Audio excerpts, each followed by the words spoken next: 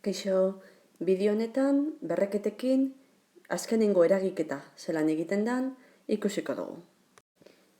Ikus dezagun nola egiten den berreketa baten berreketa. Kasu honetan, boskarraturen kuboa. Hiru edo kuboaren berreketan zein da oinarria? Zer da 3 aldiz biderkatu behar duguna? Bost karratu. Biderkatu dezagun ba. Boskarratu, bider boskarratu, bider boskarratu.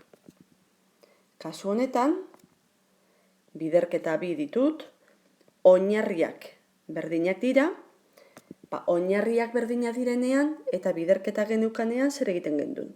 Oinarri berdina ipini. Eta berretzailekin zer egiten genuen? Batu. Bi, gehi bi, gehi bi. Ados egongo zarete, bi gehi bi dela bi bider hiru. Gero ikusiko dugu zergaitik ipintzen duten hori. Eta hori da, bost ber sei. Orduan aztertu dezagun.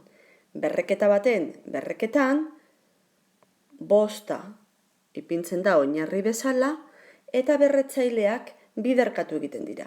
Bi bider hiru, sei. Orokortu dezagun formula. Nik baldin badaukat A ber N eta guzti hori ber M egiten badut, berretzailea geratzen da. Oinarria A eta berretzaileak biderkatu.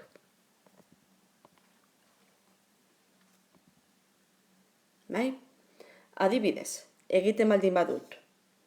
3 ber 2 ber 4. Eta esaten dizuet, adierazi berreketa bakar baten bidez. Oinarria izango da 3, eta orain berretzaileak biderkatuko ditut. 2 bider 4, 8. Eta listo. Hirugarren bideo honekin, berreketen arteko eragiketak zelan egiten diren ikusi du. Gero arte.